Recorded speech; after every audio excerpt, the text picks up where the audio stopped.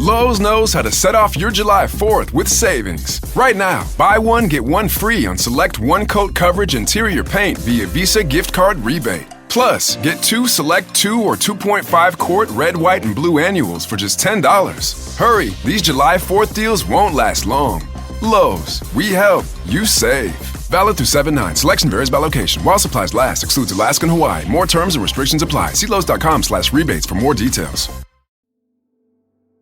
From the waters of Lake Erie. It was raising flags. He said, there's no way that fish should weigh 7.9 pounds. It's just not big enough. To a nondescript office building in Richmond, Virginia, home to a $700 million fund for children with special needs. If there were a cliche list of how to blow money that you just stole very quickly, this guy did all of them.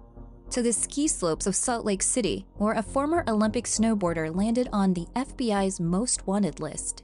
Ryan James Wedding is one of those interesting narcos who have had two very successful careers, one legal and one illegal.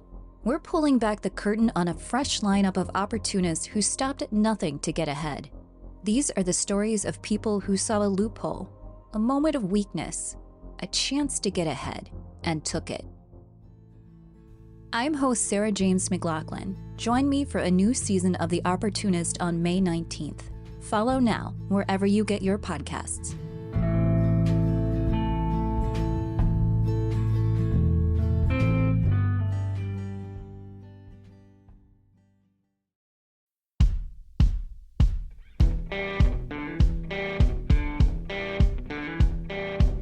I'm Brett. And I'm Alice. And we are the Prosecutors.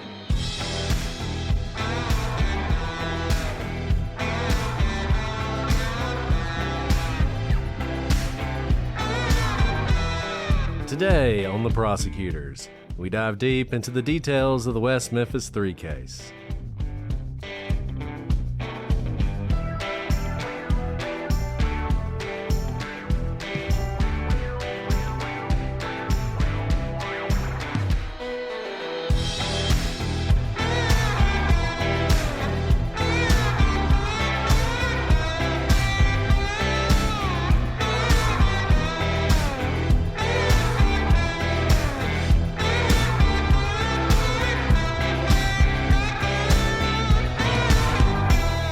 Hello, everybody, and welcome to this episode of The Prosecutors. I'm Brett, and I'm joined, as always, by my Shwete co-host, Alice. Shwete. Is Not it sweaty.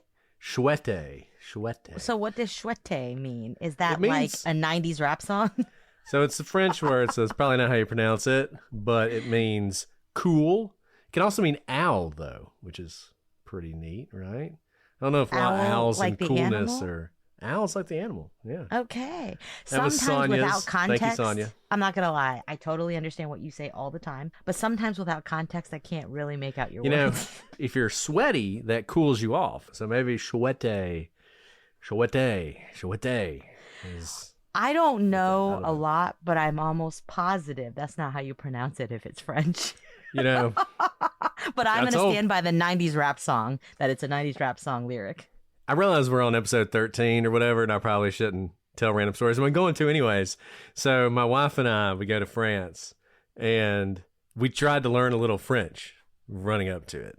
And I was really good at the machine because I would just pronounce everything with like a really exaggerated French accent, like, whoa, and it would be like 100%, right? So I didn't really you learn were like anything. guitar heroing the French pronunciation. You were guitar heroing the French pronunciation. Exactly. Boom. Exactly. It's a great way to put it. Doesn't mean it's correct, but you knew the right pitches to hit. We get there, and I go into this bar and order a beer, and the guy keeps calling me senor. And when I left, I realized that the mangled language I was speaking was actually much closer to Spanish than it was French. So the guy just assumed I was Spanish, like they're trying to speak French very poorly. So that was a fail. So maybe in trying to speak French, they mistook you for a native Spanish speaker. I love the way you think. This is why you are the best co-host in the business. Okay, so let's get right down to it. That's enough fun. Okay, so look, we've just spent 3 episodes on the autopsies, which I know seems like a lot, but the autopsies in this case are more important than maybe any other case we've done. I mean, they are absolutely critical. And I just want to remind you, we're going to talk briefly about these again for like the next 15 minutes. So if you have skipped the autopsy episodes, just skip the first part of this episode as well, because I just want to reiterate some of the things we talked about as we go into more details about this case. So there's a very big question. There are a lot of injuries, there are a lot of wounds, but the biggest question is about this injury to Christopher Byers. As you're going to see when we get to Jesse Miskelly's confessions, one of the key points that he knows that makes a lot of people think these are legitimate confessions is that Christopher Byers was essentially emasculated.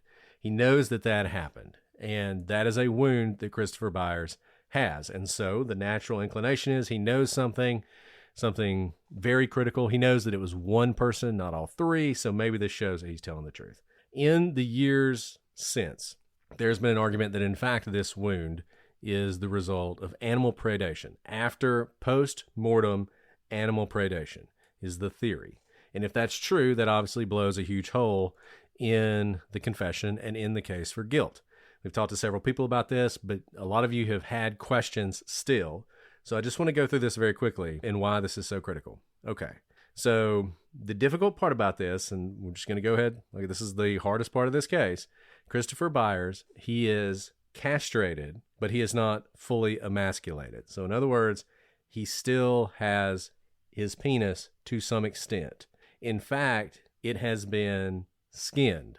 And this action is something, and I'm going to read you what Dr. Peretti said about it at trial, because I think you need to understand how difficult this would be for someone to do, okay? So I'm going to read you what he says. So this comes from his testimony. It's actually from the cross-examination.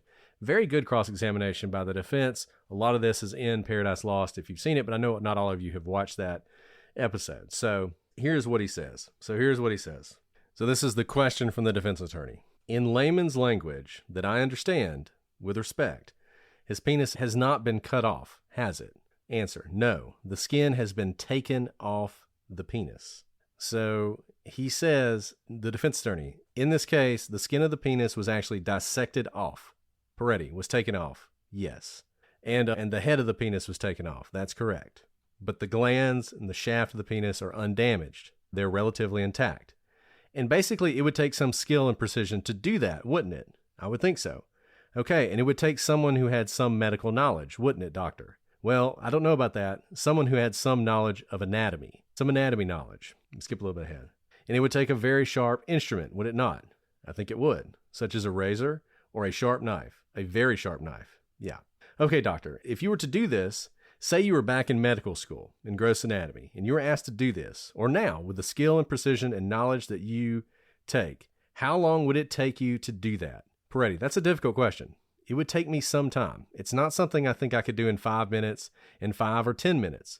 It would take you longer than 5 to 10 minutes. I would think so. And that's in your lab. I would think so. With a scalpel. That's correct. Now, doctor, if we add to the equation that you were in the dark, could you do this in the dark? Could you do it in the dark? It would be difficult. And if you were doing it in the dark, wouldn't it take you longer than if you were doing it in your lab, your ideal conditions? Yes. Okay, could you do this in water? Could you do this in the water? I think it would be very difficult to do. And if you were in the water and it was dark, it would take even longer. That's correct. And if you were doing it in the dark, in the water, with mosquitoes all around you, would that make it even much more difficult? I would think so. If not impossible, well, I don't know about impossible. I think it could be done. Okay. And he says, and it would be a very tedious task for you, a skilled pathologist. It would. So, and then afterwards they talk about how Christopher Byers bled to death. If this is done purely with a knife, then it would have taken a lot of time. It's hard to even imagine doing it with a knife that has been posited as being responsible for this. So you can see why this degloving theory is so attractive. Some people were upset that we kept saying degloving. That is the medical term. So if you think about a glove that you put on your hand, I will say this, don't Google degloving. No, because if you do, you will see some pictures. Really horrific stuff. But essentially, I mean, imagine pulling a glove off your hand. Now you have a glove that looks like a hand. That's essentially what happens, but with the skin. And this happens in mechanical accidents. You know, A lot of people who do certain work, they don't wear wedding rings for this reason, because it can get caught in the machine and then basically rip your skin off. It's a very violent thing. And so one of the theories is essentially that the animals, they didn't, with precision bite the skin off.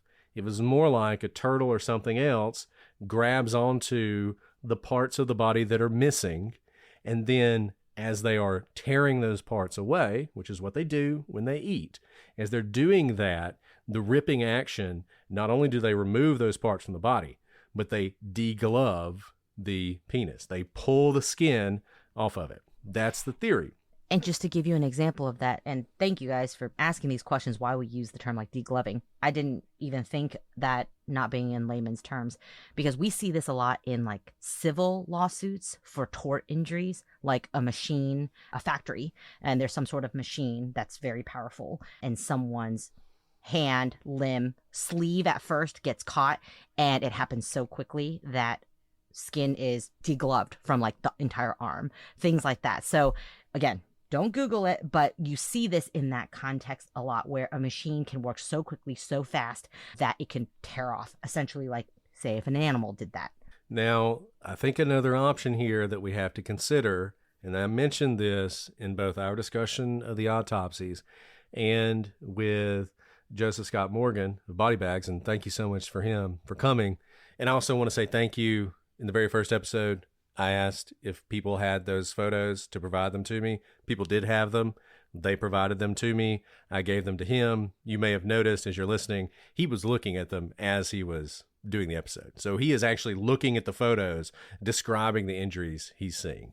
The other possibility, I think, is you have somebody who is attempting a castration and does the same thing. They essentially don't cut all the way through, and they also are ripping, and it's pulling the skin off. One thing about this, you might think, wouldn't that take a lot of force? We've been talking about machine injuries. Yes, it would, but we had someone who is in emergency medicine who wrote in, and they said they actually see these injuries on occasion, and that one thing to note, 2 points. Number one, the skin on children is not as difficult to remove as an adult, would be the first thing. And the second thing, that the skin on the penis is more loose than skin on a lot of the other areas in your bodies, for reasons I'm sure you can understand. So it actually probably would not have taken as much force for this degloving action to happen as maybe a finger or a hand or something like that. Can I give a very gross example? For it, Alice.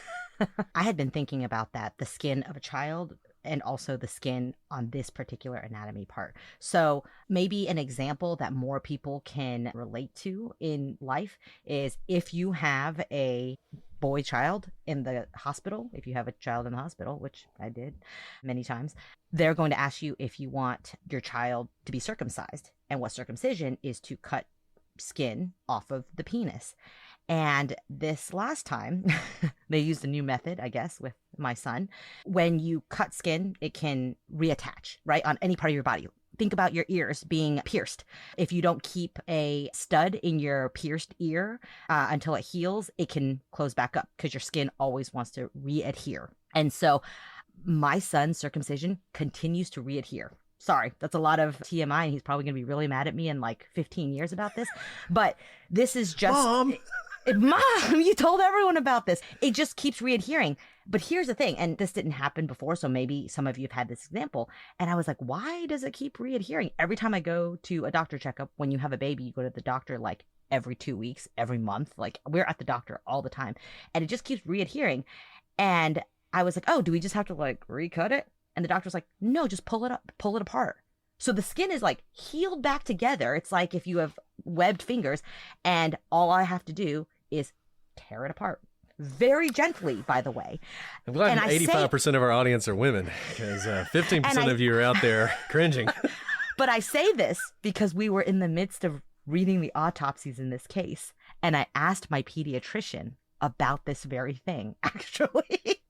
And so I actually asked, am I going to hurt him by tearing this? And he said, no, at such a young age, basically until puberty, like the readherence, all of these things are very malleable.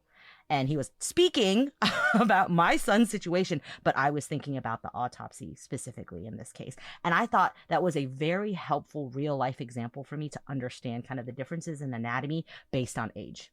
Sorry, my son is going to sue me when he's 15. Well, that'll be a great Legal Briefs episode. Legal Briefs 893. Okay, so with that, look, I know this is something people want to talk about. This whole question of how the boys were found. Were they in the mud? Were they not? At one point, they're described as sort of on their knees in the mud, which has made people think that maybe their sort of rear end was sort of elevated. I don't actually think that's true if you look at the way it's described. And if you've seen, unfortunately, the photographs of how the boys were tied with their hands and their feet behind them, I think their knees were in the mud, but basically their thighs would have been in the mud as well. So that is a difficulty here because it makes it more difficult to imagine some sort of animal having access to this area. So this is all very complicated. I don't have any answers for you. I wish I did. This is one of those things you kind of can go either way. The one thing I think is absolutely true, no one skinned this in those woods. That didn't happen. I think this is a degloving incident. The only question is, could it have been a person who did it versus an animal? Can I note one additional thing from our experience in putting experts on the stand for a variety of cases, experts in all sorts of things in the sciences and finances, etc. Whenever you give, and this doesn't discount what Peretti's saying, this is what he thinks from his expert opinion, but whenever you give something to an expert, they view it through their lens as an expert. He's viewing what he sees in this degloving incident, or the autopsy with the degloving, from his perspective of it needing precision to accomplish that. Lawyers do this all the time. I look at something and I only see it through my lawyer lens, when in reality, there's so much happening in the world that is outside of the expertise that can happen without precision, without happening X, Y, and Z to be able to accomplish whatever. I see this a lot in perfect crimes, right? Crimes where everything is perfect. He must be a mastermind. Nothing is left behind. There's no prints. He was able to pick up all the bullet casings after he shot, and he evaded every single camera, and all the investigators are like, he's a brilliant man. And we catch him and it was he was just a guy who got lucky breaks left and right, and he was not smart at all. And in fact, he left so many clues behind. It was just everything broke in his favor. And so I want to also say, I have to view Peretti's testimony in that lens as well, because we always tend to, if you give something to an expert, they're going to view it in their expert lens. So if he had to recreate that, I completely understand and agree that likely it would take a lot of skill to recreate that exact thing. But in life, we know that there are so many events that they can happen without necessarily having precision. Yeah, and I'll add one more thing to that. You see this sometimes with people will see what looks like a structure on Mars, and they'll say there's perfect right angles and perfect straight lines, and there are no straight lines in nature, because that's something people say. But in reality, that's not true. Nature can create straight lines, and it can make it look like something that was engineered or created purposefully. I feel like that very much, as Alice was saying, could be what we're seeing here. It looks purposeful. If you're looking at it in a vacuum, maybe you think it is. Maybe if at the time someone had suggested this to Peretti, he would have been like, oh yeah, actually, that's a good point. Now, once again, Peretti is a turtle expert, so that's something to think about. But this is one of those things we wanted to give you all the information so you guys can decide. And I think we have talked about this about as much as we can. So with that, we're going to move on for the autopsies pretty much forever. We may talk about it a little bit, obviously, when we get into Jesse's confession. And we're going to talk about some other things like potential murder weapons. So this never really leaves us forever. But these episodes, I hope they were informative, but we're going to move on now.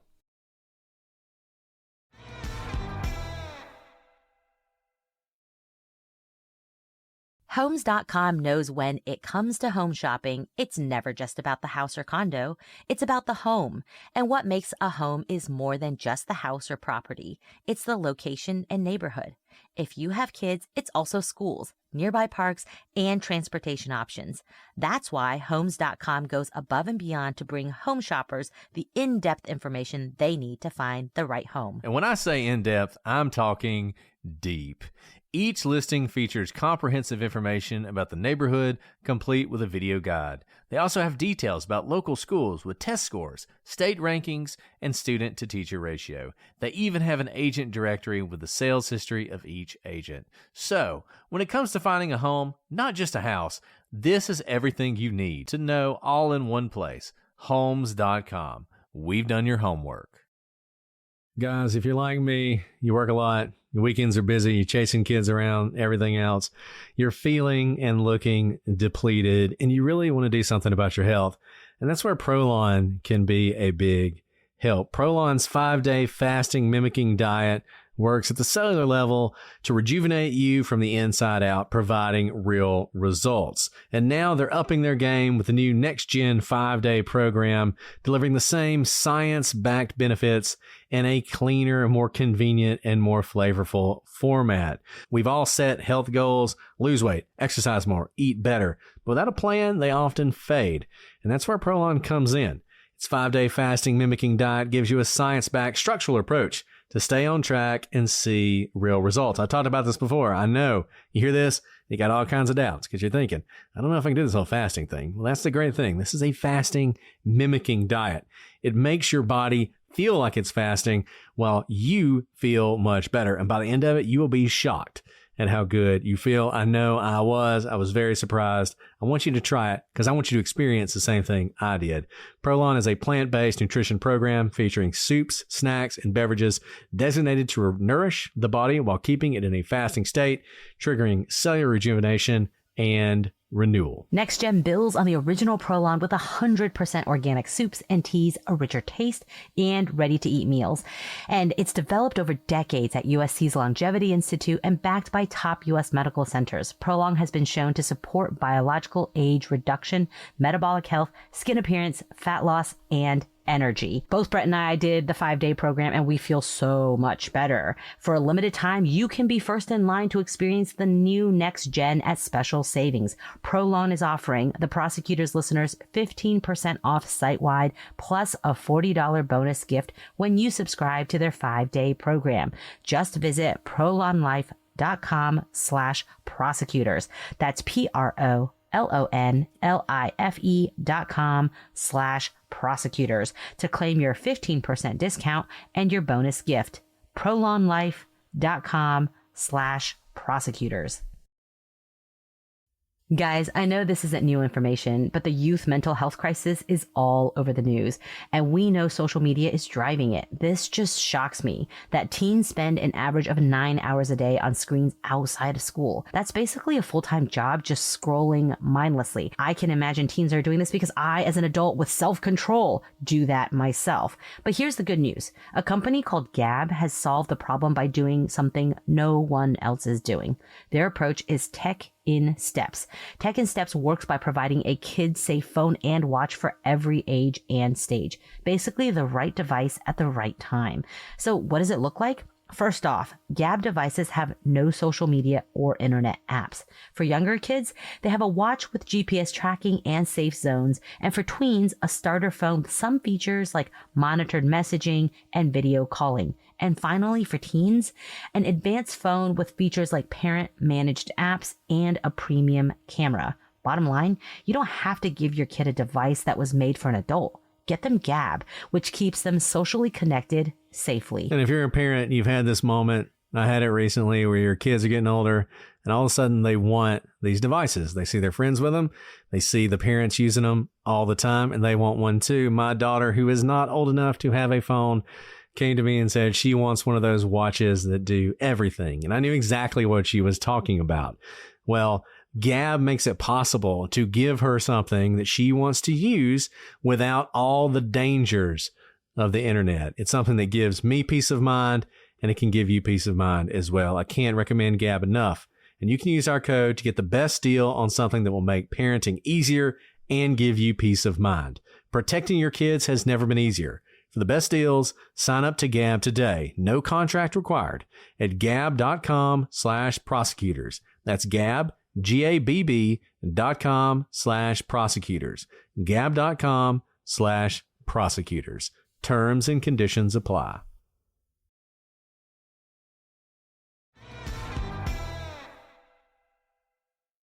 So let's talk about the murder weapons now that we've spent so much time talking about the injuries, which are very important because that is what the killer left behind, right? We don't have much to go on, but we have the injuries that we can look at. So it's obvious, whether you believe in the animal predation theory, what have you, lots of things happened, but one thing is obvious, and that's that the boys were beaten severely.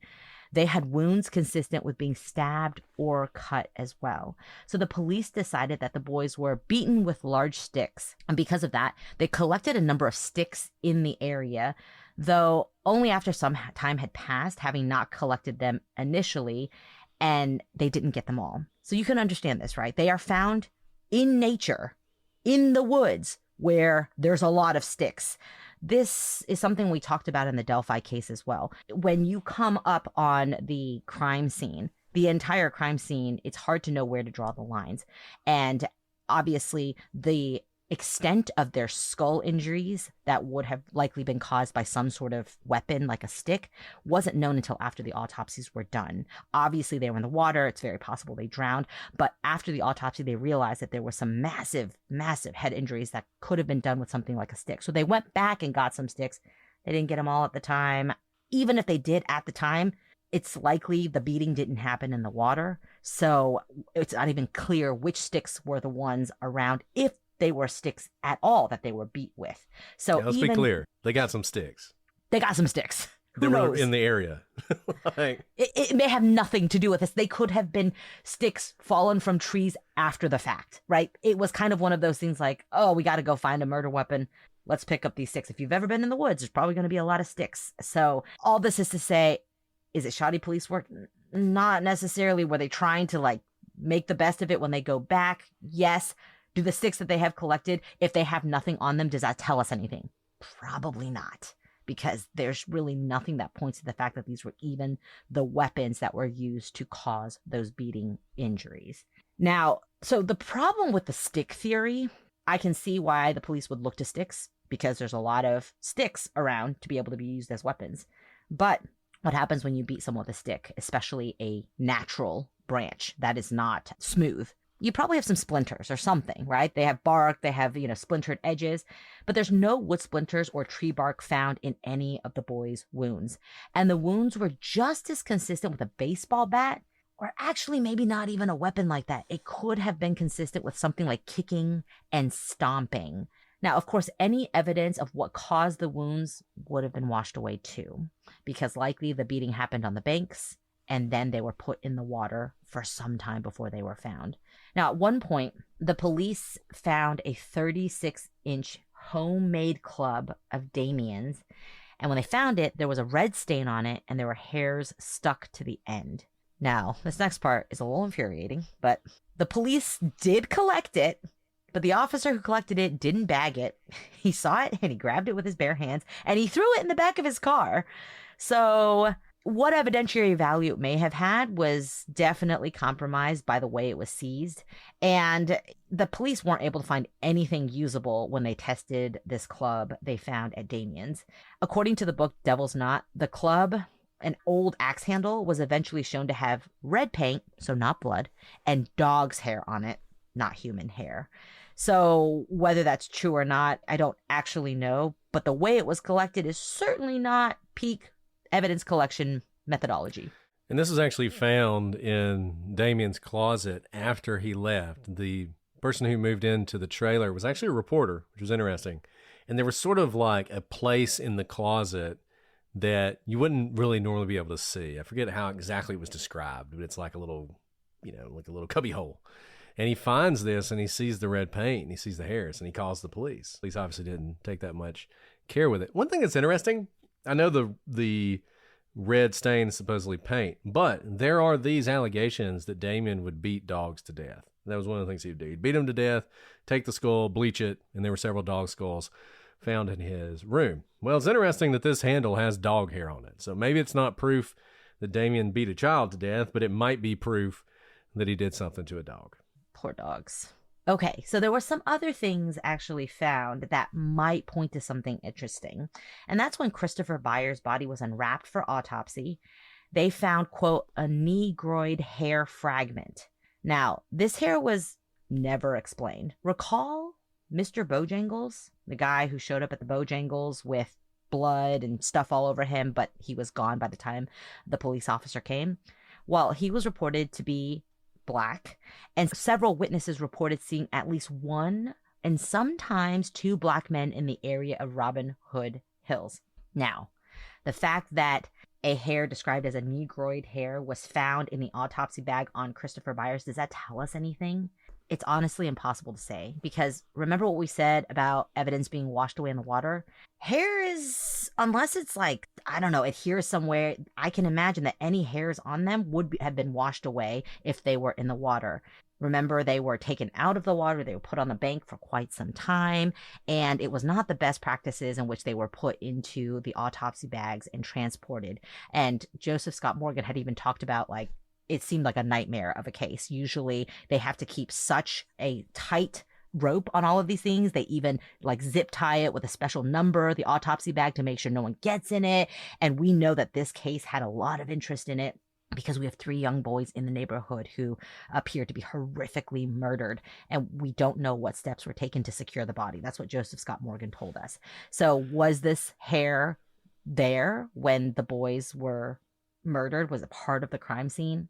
We really don't know. And look, I mean, this case sort of demonstrates the iron law of forensics. Everyone who walks into a crime scene leaves something there. Everyone who walks out of a crime scene takes something with them. And it's one of the reasons you really try and lock these scenes down. And I think one thing that Joseph Scott Morgan said, I hate to keep calling him by all 3 names, Joe said, I'll be familiar with him, is when people find children, they lose their minds. And I think you saw some of that. The bodies are on the banks. You know, that the fly larva in the eyes, we see people reference this all the time. How is that possible? If they were killed at the scene, immediately put in the water. They were out there for hours on a hot day, and there are flies everywhere, right? So a lot of this stuff is happening. I have no idea if anyone in the recovery team was African-American. I don't know if there were any Black police officers in West Memphis at the time. I have no idea. And because we don't have anyone to compare this hair to, it's impossible to know. There are failures in this. People always accuse us of defending the police, and we do because we're fans of the police, and we think usually they're doing their best, and maybe they were doing their best here, but there were huge mistakes made in this case. Not locking down the scene was one of them. Now, part of that, they couldn't control. There were people in and out of those woods looking for the kids before it was clear it was a murder. They also lost the evidence from the Bojangles. You know, if they had those scrapings of blood, you probably could have compared some DNA here and said, same person. I mean, imagine. If you had that, if that hair matched the blood in Bojangles, wow, earth-shattering, right? It probably didn't. It probably wouldn't have, but we can never know. So all this stuff, we're just having to speculate about, and it's unfortunate. But what it is, and this is where we are here 32 years later. And I just keep thinking about the water aspect, right? Like, we're talking about how there's no splinters, but it might just be because the water washed them away.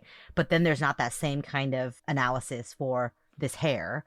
To me, it was probably picked up along the way because of where the boys were found, kind of stuck into the mud.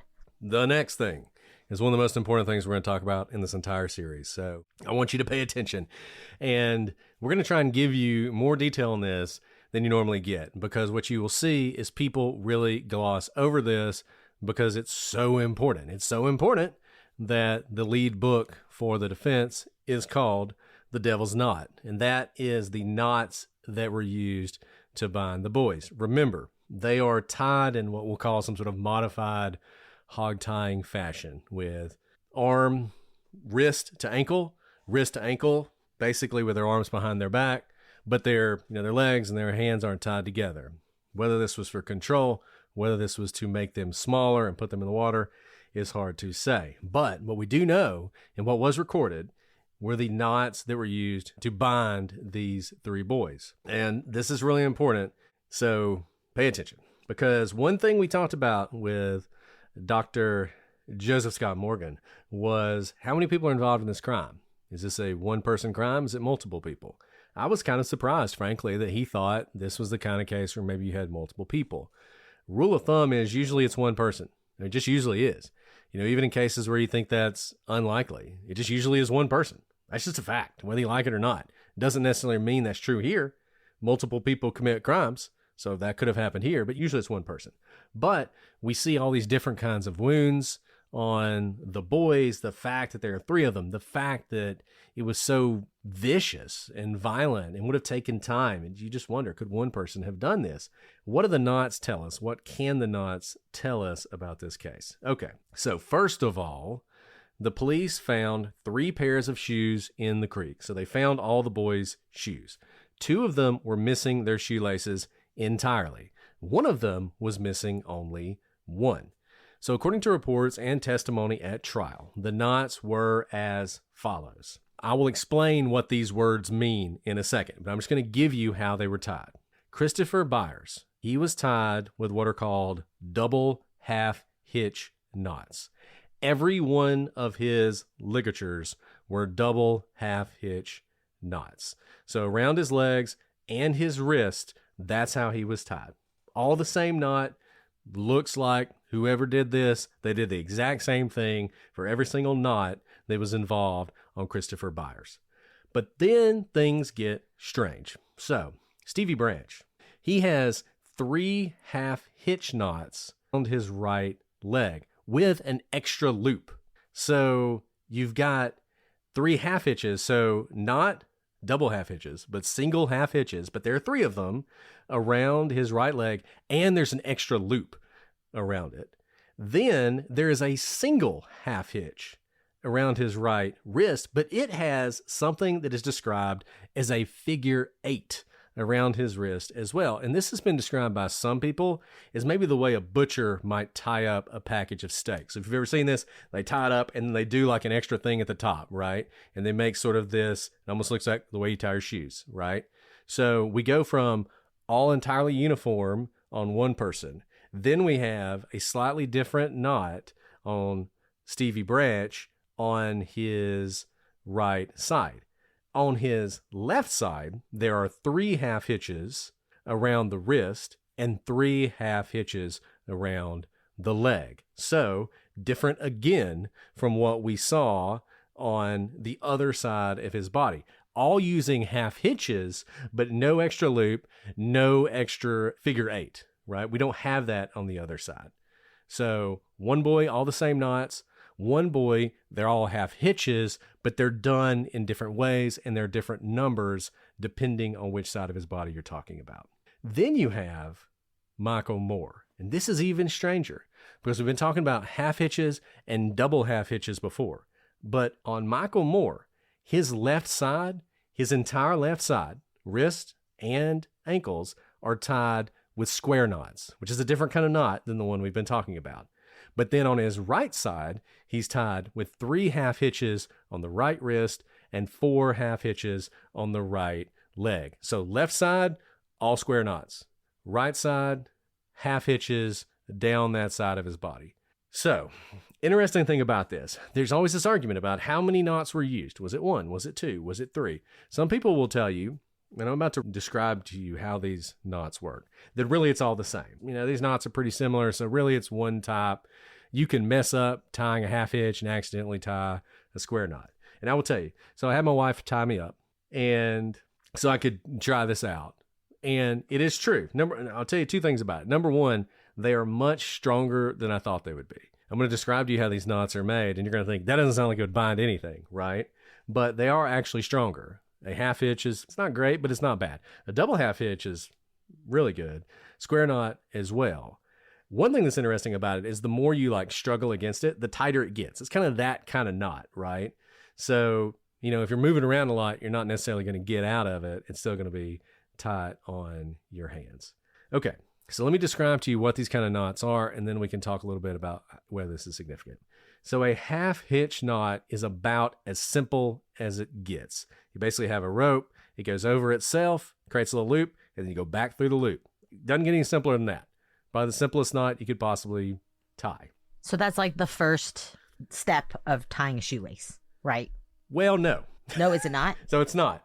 I've tried to figure out these knots. Okay, so a shoelace, let me go through this and then we'll come back to it. Okay, so that's the half hitch. You basically, it just goes over. I mean, it's kind of like tying a shoelace, but it's a very simple thing. If you're going to do a double half hitch, guess what? You do it again, right? And it makes the knot more secure. A square knot is actually more like a shoelace. Square knot, usually you're tying 2 separate ropes together or 2 ends of like a shoelace together.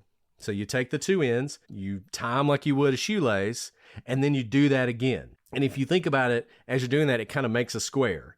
because you do the first time and you got the bottom part of the square, and you do it the next time, and now you have these two knots kind of on top of each other with a little bit of a side. It kind of looks like a square. I think that's why it's called a square knot. Now, what's interesting about the square knot, and I kind of spent some time on this, that's how you tie two pieces of rope together. I gotta say this, after all this, I'm much better at knot tying. I've been like using square knots. They're very effective if you need them. But here, it was weird to me that you would use square knots because they were using one string. So they're tying the string to itself, not two ropes together. So a square knot was a little strange. And I wondered, could you even do that? Once again, practiced it. You can do it. But still, some people say it would be easy to make this mistake or trying to make a half hitch and you make a square knot. And I can see that. I don't deny that to be true. But actually, when you're doing it with one piece of rope, I think it actually takes a little bit more intentionality to make that square knot as opposed to a half hitch. And I would say, if you're fascinated by this, get you a couple pieces of string, go online, see how this is done, and tie these knots and see. Because you'll see that, yes, you can make that mistake. You're trying to tie half hitches and you tie a square knot. But I think you'll also see how they are different. Now, what I think is fascinating about this, so people explain away the square knot by saying, well, it's probably one person and they just made a mistake. They meant to tie a half hitch and they tied a square knot. The problem is you're not seeing, he had one square knot on his left ankle and one square knot on his right wrist. Yeah, it was the entire left side of his body was all square knots, and that's the only place we see him. Was that one place? Let me ask you this then. Okay, now I got what the hitch is. With one rope or one string, it seems like it would be easier or more natural to do a hitch, a half hitch, absolutely, rather than a square knot. And so this is why I think we can get into theories, why the square knots were tied first, because I've tied like packages before where I tie how I normally tie things, and I naturally go to a square knot because the thing I tie the most are shoes, and so I naturally go to that knot. But when I tie with one string, it's a little more difficult. And after tying one side, I can imagine that's more difficult to tie, so then you switch to a different knot that is actually faster to tie. I think it's your best argument, and there's going to be something that supports that because the square knots are found on Michael Moore. I think it's pretty clear that Michael Moore was tied up first. Explain that in a second. But I will say this. It's a good argument. I think that's the best argument you have for why they would all be the same on one side. Where it gets unusual is the fact that you then don't see the consistency. The fact that on Stevie Branch, you have this weird extra loop and the figure eight thing, that is really weird. Is it possible one person is tying all these? Of course it is. I mean, it could just be, I don't know, they're in a rush. Weird things are happening. You have one person who everything is consistent in the way they're tied up. One person who they're completely different on the two sides. Actually, two people, both Michael Moore and Stevie Branch, the different sides of their bodies are tied in entirely different ways. And I think that leads to a thought that it's more than one person. Now, there's one speculation is the killer made the boys do it. I mean, that's possible. I'm going to tell you why I don't think that's right in a minute. It's possible, but that's pure speculation. These knots are not complicated. You wouldn't need to be a sailor to know these. You don't need a Boy Scout badge to know how to tie these. The square knot, like I said, is a little bit more complicated, but if you're trying to tie double hitch, maybe you could do that, and that's what you would end up doing. But it is striking to me the number of knots used on the various sides, the style of knots used, the fact that you have these extra flourishes on some of them, to me, point to more than one person is doing the tying, whether it's the boys doing it, being forced to do it, and then maybe the killer ties the last person. The killer is the one who ties up Christopher Byers. He's the one who ties up Christopher Byers, and that's why it's all double half hitches all the way around. That's a possibility. But I definitely think, in my mind, one person didn't do all these. I could be wrong about that, but I just don't see it. I don't see one person doing all these different kinds of knots. So to play devil's advocate for why you could be seeing so many variations across the board. Okay, Christopher Byers is the only one who had all uniform knots on all of his limbs. He's also the one that was said to have bled out rather than to have drowned. We have no idea in what direction, right? But potentially with the bleeding out, if that's what they're seeing and no water in the lungs, I think that he was likely, with less amount of water in his lungs, it's very possible that he was less mobile and less squirmy, I guess. Let's talk about this. Before he went into the Because water. I think this is actually important for a lot of reasons because I think it tells you when they were tied up. John Douglas, I believe it is, thinks they were tied up as a method of control. He's the one who says maybe the boys had to do it. What Alice is pointing out actually shows that that's not true. But I want to give you a few more facts about this, which I think will support what Alice is saying. Whether it supports Alice's ultimate conclusion on this, I'm not sure.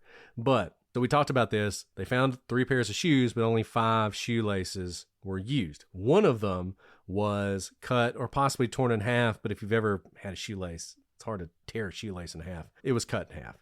And based on the testimony, it's likely that Michael Moore's bindings were made of 2 pieces of a single cut shoelace, one part of which is referred to as a string in part of the testimony. Now, some people get tripped up on this. They're like, oh, it's a string. They're talking about shoelaces. Now they're talking about strings.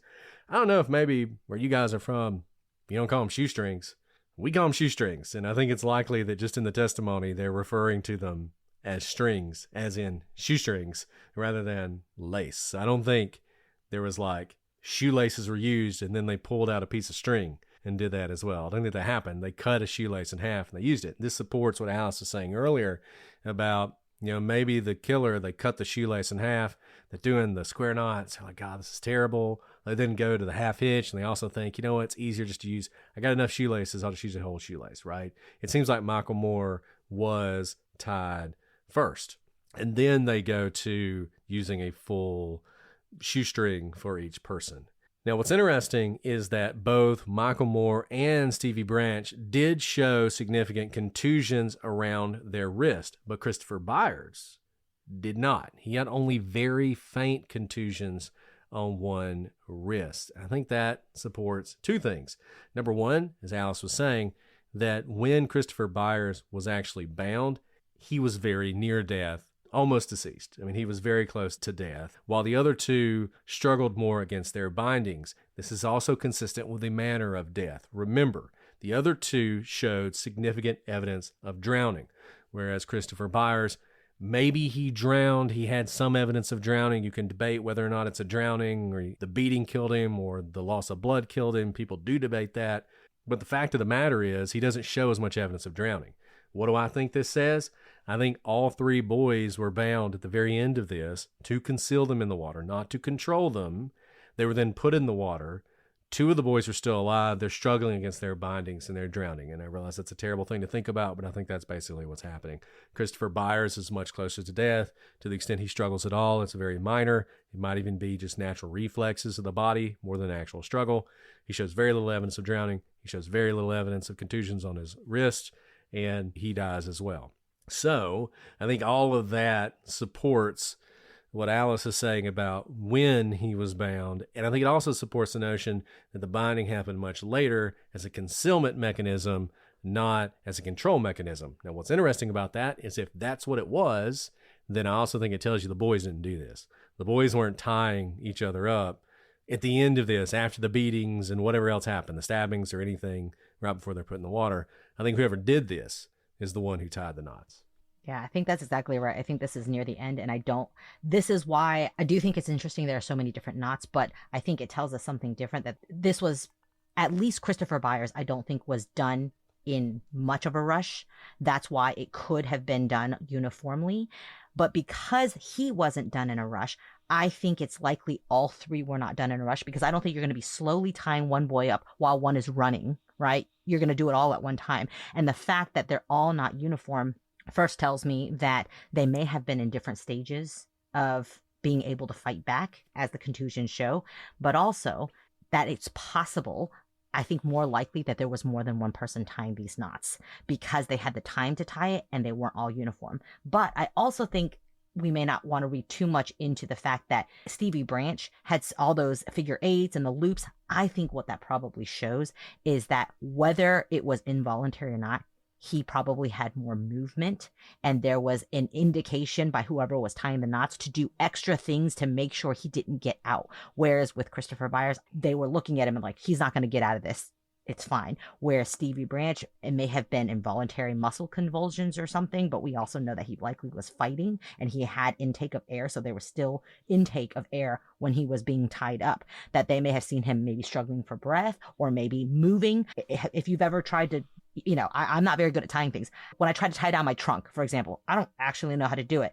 I do a bunch of crazy loops, to try and make sure that my trunk doesn't open. I don't actually know what I'm doing. I couldn't recreate it, but I'm doing that because my trunk is kind of moving, and the lawn chair or whatever I put in the back of my car is at a strange angle. So I'm just kind of looping it around whatever is available to make sure it's as sturdy as possible. I think it indicates this. The loops is less so telling us about the killer, more so I think about Stevie and maybe his state at the time of being tied up. And then you get to Michael Moore. Michael Moore was the one who was down from the others, right? Correct. This one I think is very interesting because I do think it's two people tying him on either end, because I do think he was the one who ran. That's why he's where he is. I don't think they put him 50 yards away. I think he got himself there, was stopped. And because of that, what do you do when one of the three boys appears to be almost getting away? You're going to put your resources after it. So I think two ran after him and threw themselves on him and tied the two separate sides. So it's two separate people tying on the two different sides, which is why I think we see the different knots on either side, the square knots and the half hitches. But I think whoever tied the square knots, maybe they didn't tie up anyone else, which is why we only see square knots. Look, I'm very hesitant to ever think there are multiple people involved in a murder for all the reasons we've talked about before. Number one, if there were multiple people involved in a murder, you would expect someone to talk. Now, people who think the West Memphis Three are guilty are going to say, exactly, and Jesse Miskelly did talk. So I get that. But number one, you would expect people to talk. And number two, remember, there's almost no forensic evidence found in this case. Now, look, people overestimate how often forensic evidence is found, but nevertheless, the more people there, the more likely you would see forensic evidence. Somebody's going to make a mistake. Somebody's going to leave something, particularly because I don't think this was a premeditated murder in the sense of take Delphi. In Delphi, Richard Allen went to that park that day looking to kill someone, or at least to sexually assault someone. I think probably to kill someone. And in order to facilitate that, he dressed up from head to toe. He covered basically every part of his body. And in doing that, he ensured he wasn't going to leave fingerprints behind. He wasn't going to leave much DNA behind. I don't think that happened here. I don't think whoever did this went into those woods thinking, I'm going to find some boys and I'm going to kill them such that they were that prepared. I don't think that happened.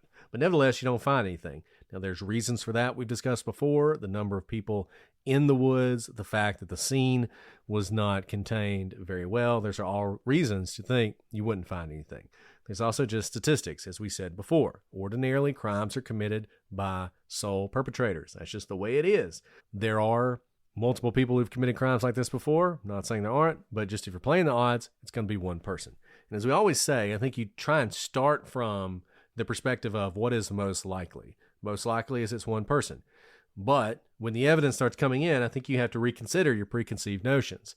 And to me, when you look at the way the boys were killed, the injuries on the bodies, you think about where they were found. As Alice said, one of them is a good distance away from the other two. You look at the bindings, no single thing might convince you. Alice makes a really good argument for why all the bindings can be different, even if it's one person. They're freaking out. They're dealing with different things with each boy. Some boys are beaten more severely than others, and so maybe they're more docile. Maybe the last one you can take more time with because you've already dealt with the other two. All reasons to imagine how it would be different. But I think when you put all of it together, all the different circumstances, this is really powerful evidence that multiple people are involved in this crime, whether it's the West Memphis Three or somebody else. And I don't think you can ignore that. And I feel like the knots are often glossed over. I mean, to me, it's pretty striking how different this was done. Like, I think a mistake people make is to talk about, are the knots different? Is a single hitch versus a double hitch versus a square knot different? Because you can make arguments that they're not. Because a double hitch is just two single hitches, and a square knot could be a mistake. It's not that simple. It's the way they're bound on each side of their body that I think is really striking. So something to think about, and I'm sure you guys will, and I'm interested to hear what y'all think about the knots. Get yourself some string and practice them, and let me know what you think.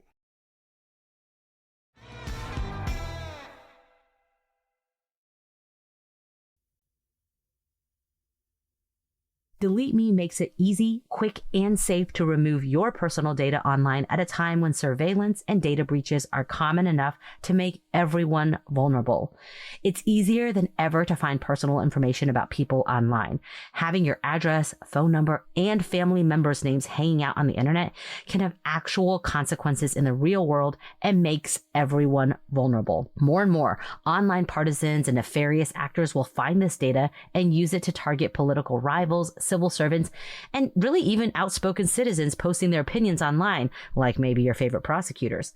With Delete Me, you can protect your personal privacy or the privacy of your business from doxing attacks before sensitive information can be exploited. And Alice and I know this all too well. We're online, we're a target, we're always making people angry. And privacy is really important to us to the extent we can maintain it. Of course, we've been doxxed. We've had our information blasted online. We have seen what that can do, and it can have a real chilling effect, particularly if you're someone who's not used to it. Maybe suddenly you're not doing the things you want to do or saying the things you want to do because of that. Don't let it happen to you. Use the Delete Me. Take control of your data and keep your private life private by signing up for Delete Me.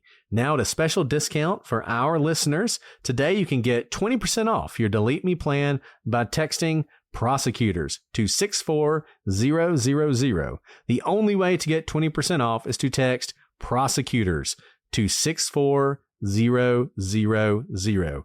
That's Prosecutors to 64000. Message and data rates may apply.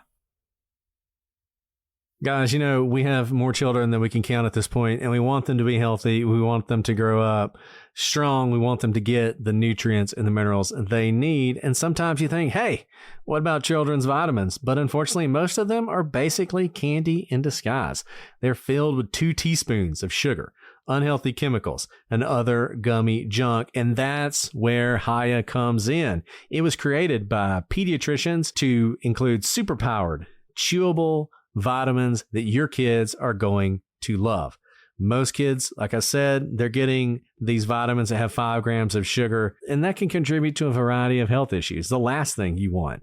But Haya is made with 0 sugar and 0 gummy junk, yet it tastes great and is perfect for picky eaters. It fills the most common gaps in modern children's diets to provide the full body nourishment your kids need. It includes things like vitamin D, B12, C, zinc, folate, and many others to help support immunity, energy, brain function, mood, concentration, teeth, bones, and more. You guys know at this point, between Brett and me, we have a gaggle of kids. I have a lot of little kids at home, and I'm always worried if they're getting enough nutrients.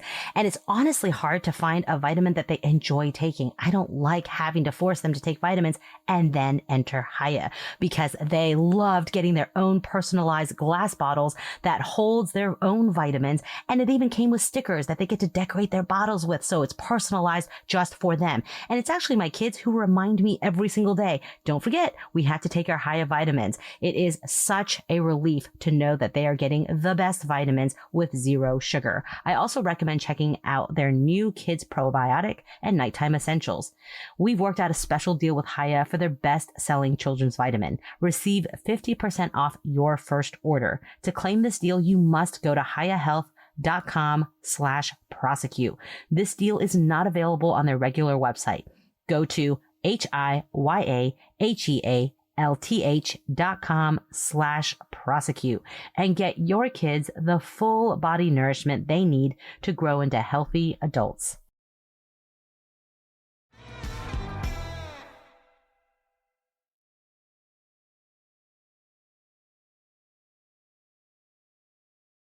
Okay, so the boys are obviously found in the water. In addition, much of the clothing was found in the water as well, but it wasn't just thrown in the water. Remember, there was a real effort by whoever did this to conceal both the bodies and evidence of the crime. So the clothes were actually twisted around long sticks that were then jabbed into the creek bed, down into the mud to hide the clothes. They obviously didn't do that entirely successful, because seeing a shoe is what led the police to get into the water and to find the first body. Now, the police did find all the clothes, with the exception, as we said before, of 5 socks and 2 pair of underwear. Hard to say where that went. They could have just missed it, though that feels unlikely. Still think it's possible they floated down the creek into the diversion canal and down into 10 Mile Bayou. It's a possibility. It's also a possibility, frankly, maybe not all the boys are wearing underwear. Maybe not all the boys are wearing socks. But I think it's also possible the killer, whoever it was, might have taken some trophies. So there's a lot of different possibilities there, and we can just speculate.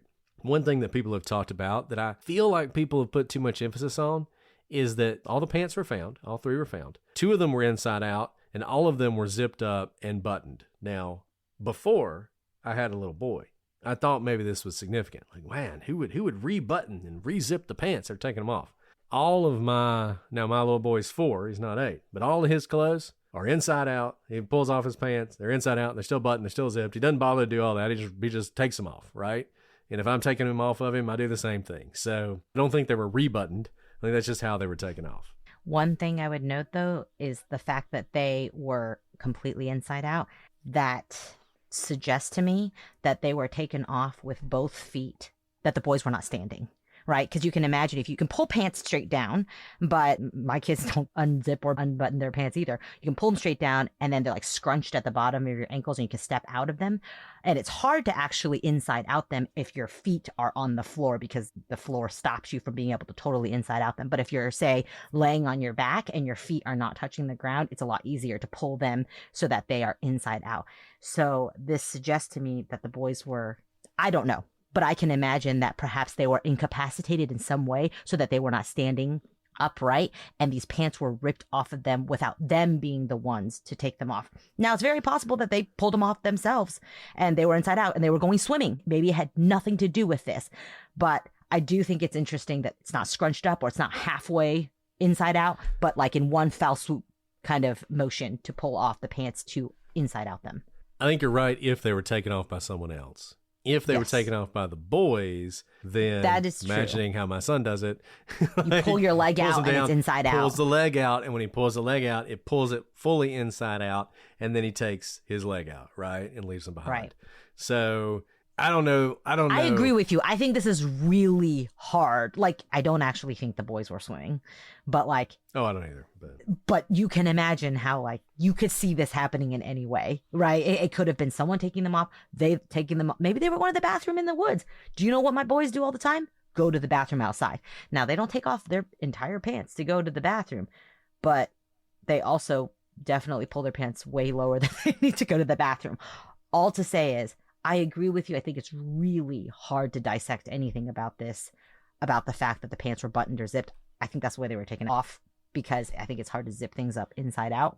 But this is interesting without knowing more, without maybe some fact we could find out along the way would change my analysis of what's going on. But unlike the knots, which I think couldn't really tell a story, the pants, other than the fact that they don't have clothes on, I can't read anything more into it right now. Let's go through the end of the initial investigation because I want to read that letter. Okay. So let's talk about the Blue Beacon truck stop. We've talked a lot about Robin Hood Hills, how it's really not the woods. It's essentially like a football field, size of trees to block out the sound from business and the highway from this neighborhood. And one of the businesses right there next to the woods is the Blue Beacon truck stop. It's right off the interstate, as truck stops typically are, and it's just above the woods where the bodies were found. In fact, the police used the Blue Beacon as a staging area to kind of investigate this crime scene. People who worked at the Blue Beacon on the days of the murder were interviewed by police, and from all those interviews, people said they saw no one going into the woods that day. Now, it's often said that the police were completely tunnel vision in on Damien from the very beginning. As the bodies were being removed, at least one juvenile officer, remember Jerry Driver, he did suggest that Damien had finally killed someone. But whatever Jerry Driver was thinking, initially the West Memphis police were actually more focused on the usual suspects. People compiled a list with scores of recently paroled sex offenders, and police pulled the credit card purchase slips from local truck stops. They also pulled the names of drivers from local truck stops who were coming through this area. And all this information was sent to FBI offices for background criminal checks. Now, this included running a background check on John Mark Byers, Christopher Byers' stepson. dad, because the FBI had a file on Byers which indicated that Byers had been arrested in July of 1992 for cocaine conspiracy and possession of a dangerous weapon. Now, John Mark Byers, as it would turn out, was a confidential informant for the police as well, so that cocaine conspiracy report didn't tell the whole story. Now, So- John Mark Byers, he's an interesting guy. He's an 'Cause- interesting guy. You know, he's like singing in the church, if you've seen West Memphis 3. He's a crazy person. He was very much a low-level criminal, though. He's involved in various drug trafficking things. He was involved in fraud, these other types of things. Now, I will say this. There's nothing about John Mark Byers' criminal history that makes me think he killed 3 8-year-olds. You know, to me, this is my bias, that is a different kind of crime. Show me he's a peeping Tom. Show me he's a burglar. Then I'm like, okay, I can kind of see it. Show me he's a child molester. Show me he's like, he does crazy violent things. Okay, but drug trafficker? No, I don't see that. And as we've said, the more powerful reason to think he didn't do it is there was no time for him to do it. I think he's basically clear. We'll talk about some other things to make people think maybe he was involved. But he's a character, and he's an interesting character, but I don't think he's a murderer. So one thing to note here for kind of the critics who say that Damien was just like, the police were not doing their investigation because all they did was hone in on Damien. Okay, Jerry Driver, remember, he's the juvenile officer who had a lot of experience with Damien. So I can see why he would be like, this troublemaker who's been on, kind of my radar for all these things. I can imagine that he's thinking that, but he's actually not the one running the investigation. There's a lot of police here. This is the biggest crime that's happened in this area. And at least with respect to the initial investigation, they did all the things you would do to look for the usual suspects, pulling these receipts, finding out the passerbys, the truck drivers in this area, finding out who would be here. What do you do when you have children who are naked and murdered? Look for sex offenders, pull that sex offender registry. That's what they did in this initial investigation. So I think that even if they did ultimately hone in on Damien, they didn't do it at the expense of not doing all the regular investigative things right after they found the boys. And the police themselves had a lot that they had to work against as well. They were frustrated. On May 26th, which was 3 weeks after the murders, we see that Gitchell sent a terse message to the crime lab, which had to that point given him almost no information, and he is waiting on the forensics to come back to get something from the lab to be able to help him with this investigation. So 3 weeks in, he writes this letter that is, we're going to read it, but he goes through everything that you're probably thinking right now, and he's like, I need this information. And he sends it over to the Arkansas Crime Lab and says specifically, I have a list of questions which is vital to our investigation. I understand Dr. Peretti will be out of the office for possibly another week, and we still have many questions left unanswered. And he starts, this is a enumerated list going down. He gets right to it. He didn't say, I know you're busy, you're backlogged. He's like, look, I need this for my investigation. 1, time of death. That's it. Number 2, cause of death. Under it, he writes, Dr. Peretti stated he would send me his report over a week ago, and I still have yet to see it. You can hear the frustration. I just want to, this is 3 weeks later. Look, Gary Gitchell gets a lot of grief in this case, and maybe he made some mistakes. Maybe he was in over his head. But the crime lab failed this investigation in a lot of ways. 3 weeks, 21 days after this murder. And we don't even have a cause of death yet. I mean, he should have known that immediately. Oh, yeah, I'm going to write up the report, but here's what happened. And Peretti will later testify that he had this weird block about this case, that basically it was so important that he couldn't even share information with the police, because what if the police leaked it? And so he's not giving them the information they need to solve the case. And it goes from here. And one thing to note about this, a lot of people will say, oh, West Memphis was just too small of a jurisdiction. They were in over their heads. They didn't know what they were doing. These are questions sent to the crime lab of Arkansas in Little Rock. This is the big city. This is the professional lab, right? And they're the ones not giving information.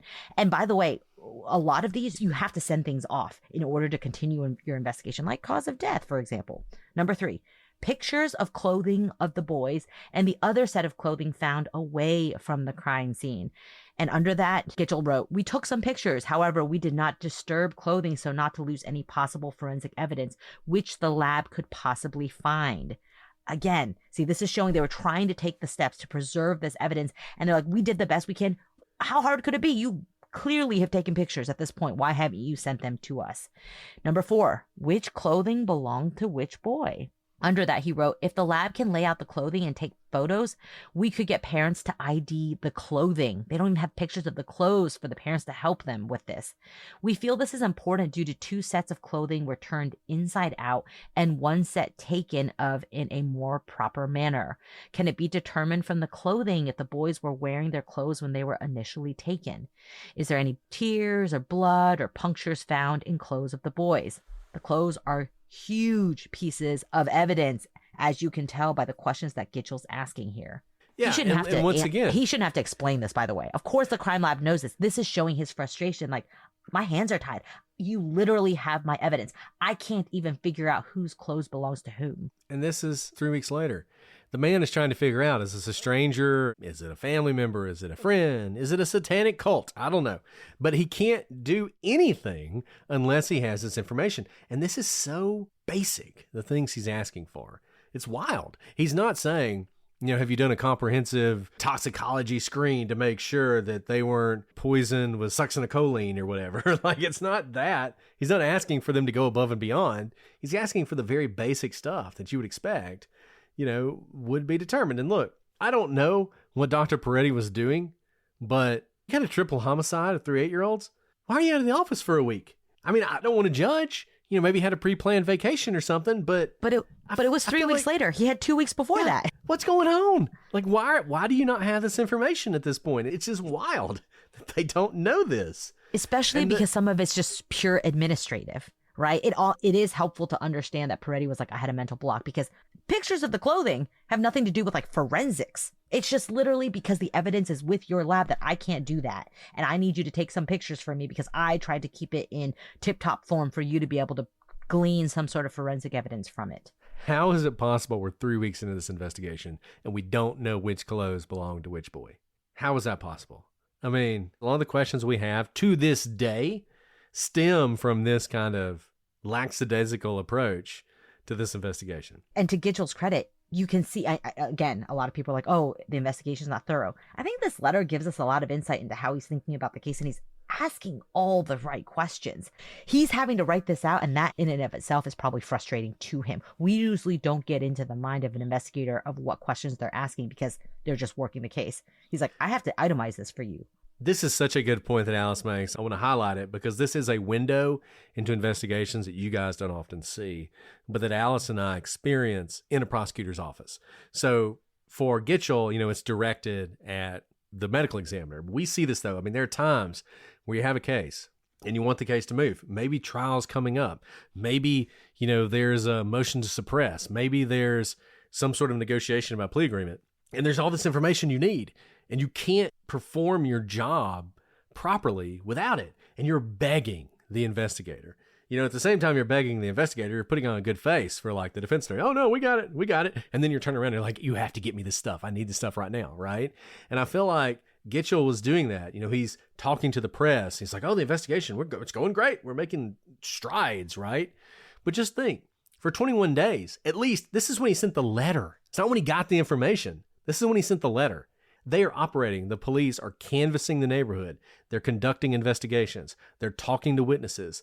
They are checking alibis. They're doing all these things in the dark with no information, right? And it blows your mind.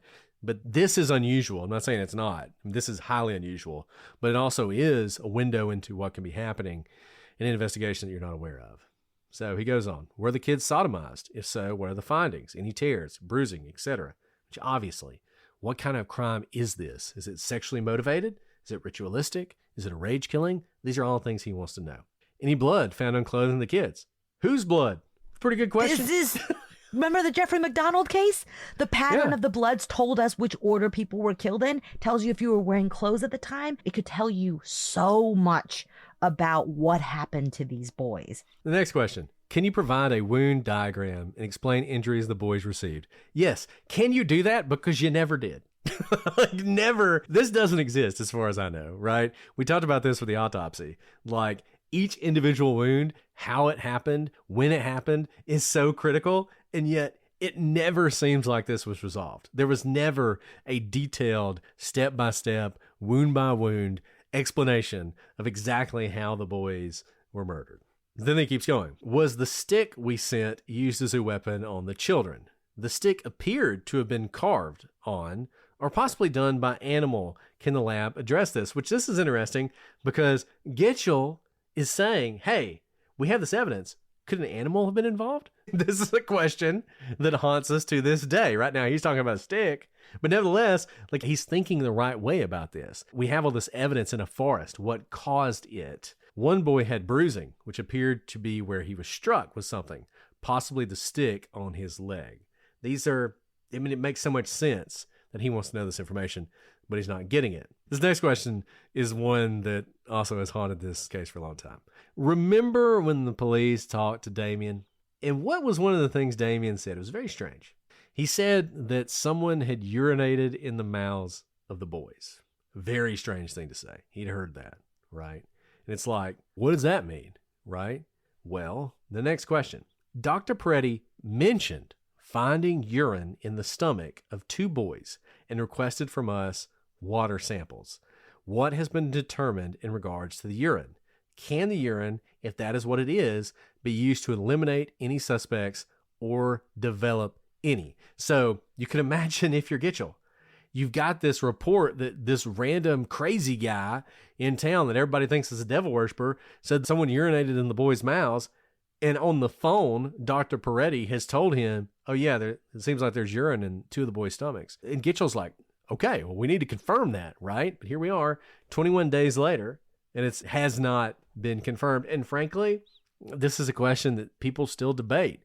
I think at the end of the day, they determined there was no urine, but I'm not entirely sure of that.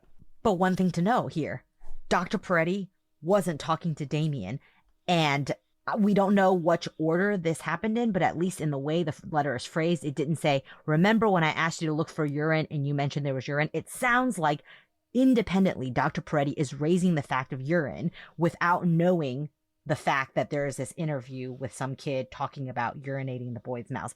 Now, it's possible that there was some talking about the urine, but if these are 2 independent things, that's very interesting. And at least the way it's phrased, it sounds like it's stemming from Dr. Peretti bringing it up in the first instance because he's asking for additional samples to test what he thinks he sees. So then he asks a question, which I think is very important. Were the boys forced to perform oral sex on the offenders? Remember, the boys had injuries to the ears and to their mouths that were consistent with forced oral sex. Please explain findings. Now, eventually, Peretti will say that the bruising on the ears and the wounds to the mouth were consistent with forced oral sex, but this is something Gitchell is already thinking about. I'm sorry, but the please explain findings part is just like, I can feel the rage of Gitchell. Like, it's like, come on, do your job. Must I remind you that we are looking at 3 boys who were horrifically murdered and potentially sodomized and forced to do the unthinkable before they met their tragic end? Please explain. I truly feel his frustration coming through this. By the way, this is a very professionally written letter, but I'm just telling you, if I got a letter like this from like someone who's working on a case with me, I can feel the anger because he's feeling that he cannot do what he needs to do because he's not getting the information that he needs to get that only the Arkansas Crime Lab can send him. So he goes on. By the way, we're through 10 questions. It keeps going. So question 11, Lisa Trace has been very helpful. Could I get a description of fibers found, color, and what areas should we look for similar fibers? So it sounds like he's been calling up to the lab and trying to find anyone to help. That's how he knows Peretti's out. That's why he talked to this Lisa Trace. And he's like, look, go talk to Lisa because Lisa's been helpful. Tell me about the fibers. They could tell me a story. Again, forensic evidence. Then he says, which boys have similar fibers on them and description of them? Lisa has given me some information on this, indicating they have the information. Why won't you give it to us? Sure, maybe it's in draft form, but I need to continue this investigation. I can't wait until you've written this like incredible opus on it. I want to know what you have now. You can revise later, but help me with this investigation. We have a killer or maybe killers on the loose. 13, any residue found under nails of boys? Yeah, makes total sense. That's like one of the first things you usually get back from a crime lab because you might have DNA. And this was in the early days of DNA. I mean, Gitchell's on top of it asking this question. Also, residue. It may be DNA if it's mud, it says something. It means that they were moving while still in water. If it's dry tree bark, that says something as to where the crime scene may have been, because right now we know where they were found, but it's not completely clear where the crime scene is yet. So residue could actually tell you a lot. Or if it's residue that's nowhere found in the forest, maybe they were killed somewhere else and then brought here. I mean, this is just, you can see he's thinking about it in the right way. Again, I want to say that this insight into his investigation is very enlightening, at least for me. 14, is there anything which would indicate a black male involvement? Does that sound like tunnel vision to you? Damien's not black, but he's thinking about other people who have cited black men in the forest, or he's thinking about maybe Mr. Bojangles. You don't ask that question if you're only focused on trying to pin it on a white kid who might be a Satan worshiper. So I think this question, even though it's number 14 on this list of questions, he is not tunnel visioned so far. He is trying to go down every potential lead to make sure they find the right person or people. You can believe propaganda in this case if you want to. You can believe what the Devil's Knot says, what Damien Echols tells you. You can believe what Paradise Lost says.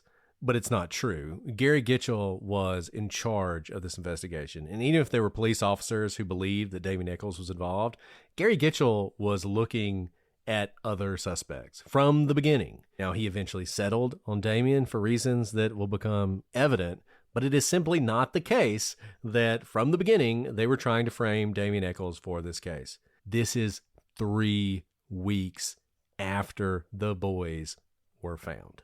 That is something to remember.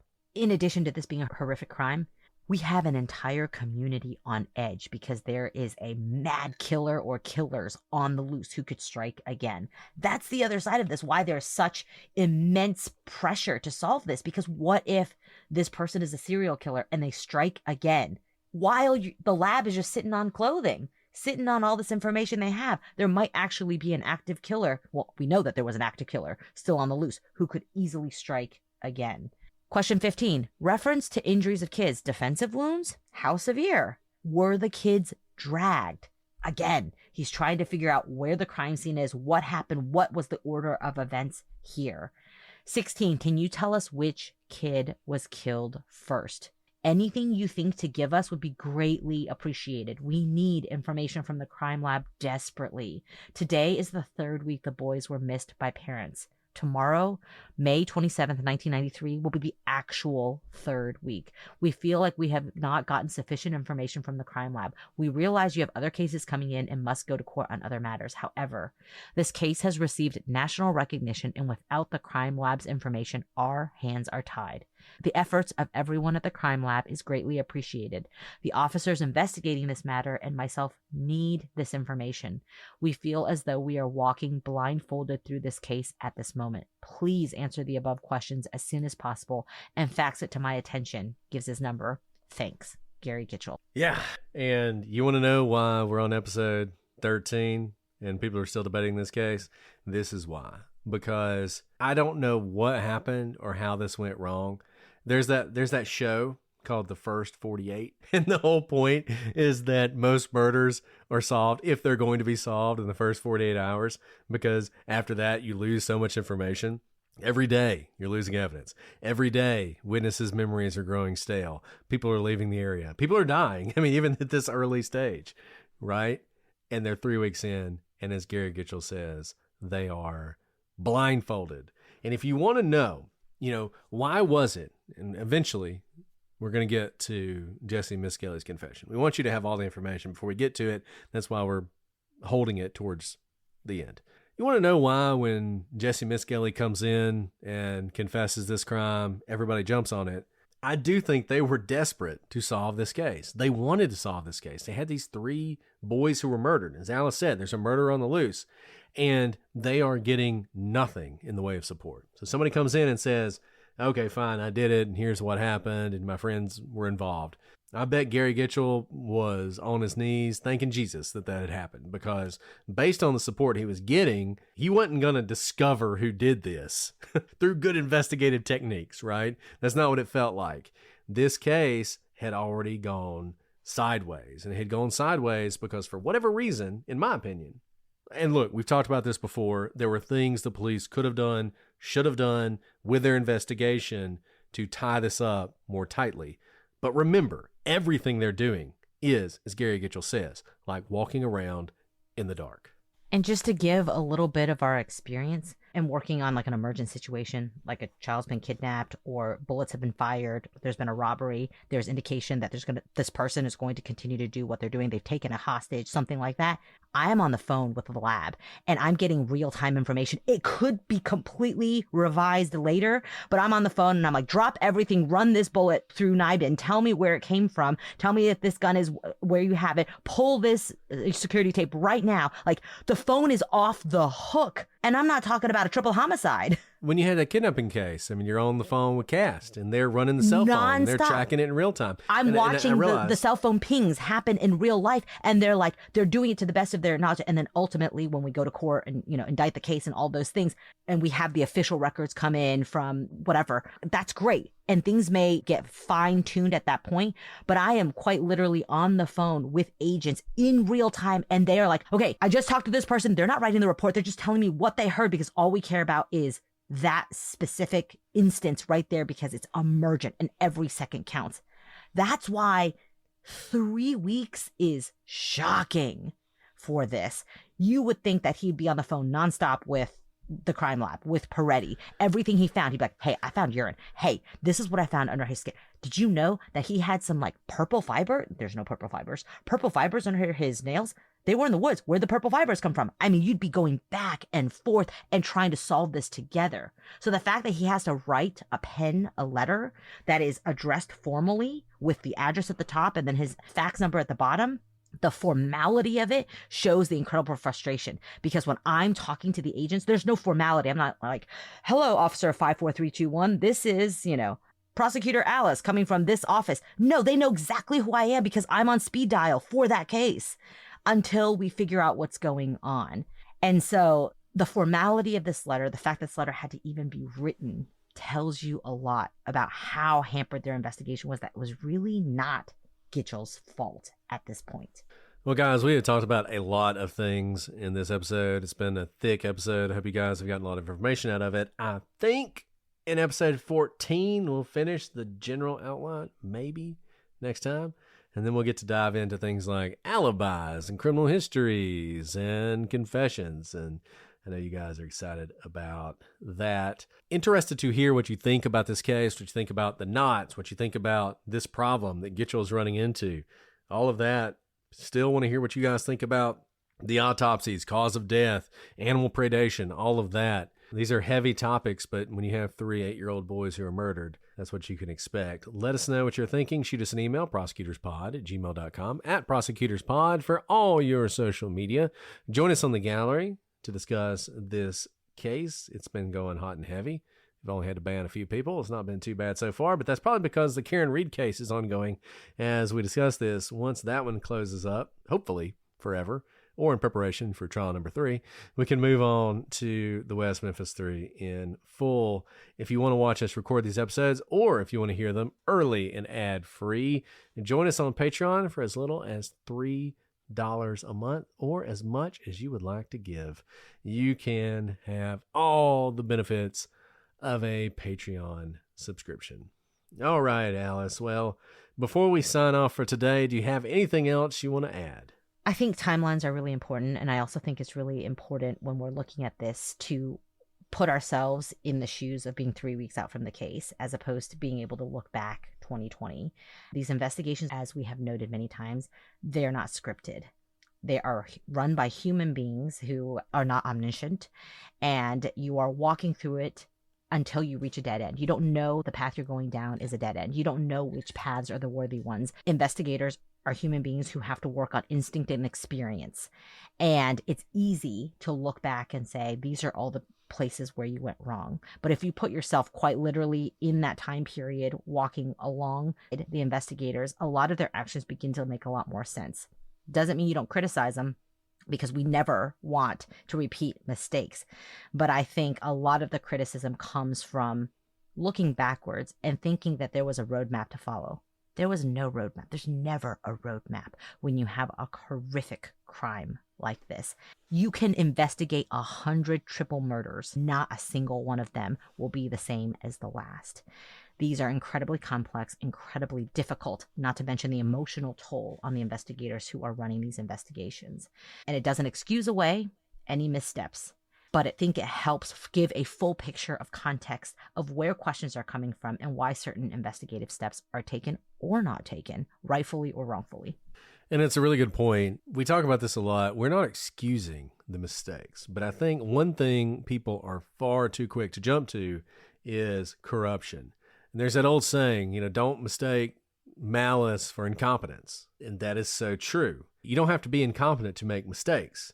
You can be under immense pressure. You can have the deaths of 3 boys on your conscience. You can have limited resources. You can be working from West Memphis and having to deal with a state crime lab because you don't have your own crime lab because you're a tiny little town and never deals with anything like this. That's what you're seeing here. And that's going to generate mistakes, and it's important to identify those mistakes, but it's so easy to fall into the demonization thing. Oh, they didn't care. They didn't care about these boys. They just wanted statistics or whatever. That's not true. They wanted to solve this case. And if you think they got it wrong, they probably wanted to solve it with too much passion and emotion, and they made mistakes that led to a wrongful conviction. Or maybe you think they got the right guys. We're going to keep talking about that as we go forward. We have a lot more to discuss, and we will do that next week. But until then, I'm Brett. And I'm Alice. And we are the Prosecutors.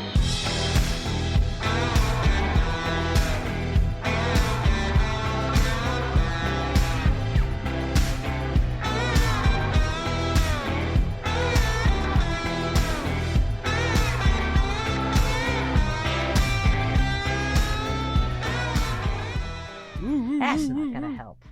Turn just a little bit, a little bit. Woo, woo, woo, woo, woo. Were you exhausted yesterday? I was like, yeah, man. so and my shoulder exhausted. hurts. Yes, up here, I killed my if you shoulder. were sitting at a computer. I think I was holding. Yeah, exactly. Yeah, like I came back and I was like, oh my goodness, it's like because we didn't move, but also I was like physically so tired because it was kind of like doing a 5-hour hearing. It was. We may have done a documentary yesterday.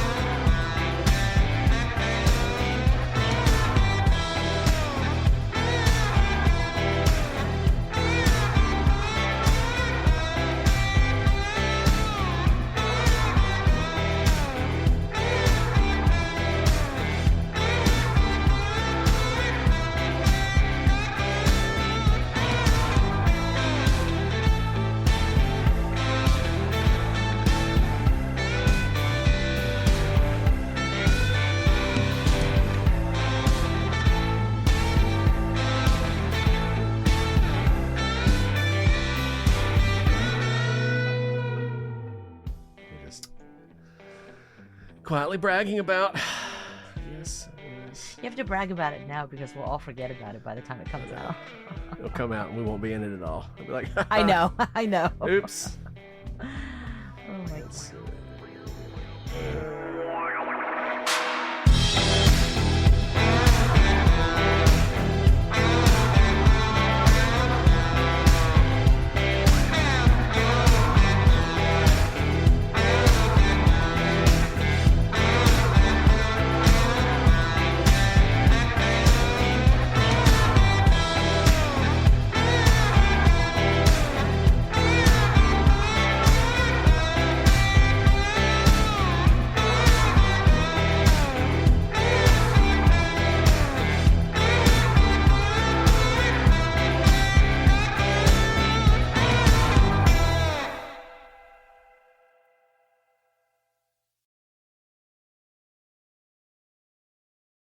This summer, Pluto TV is exploding with thousands of free movies. Summer of cinema is here.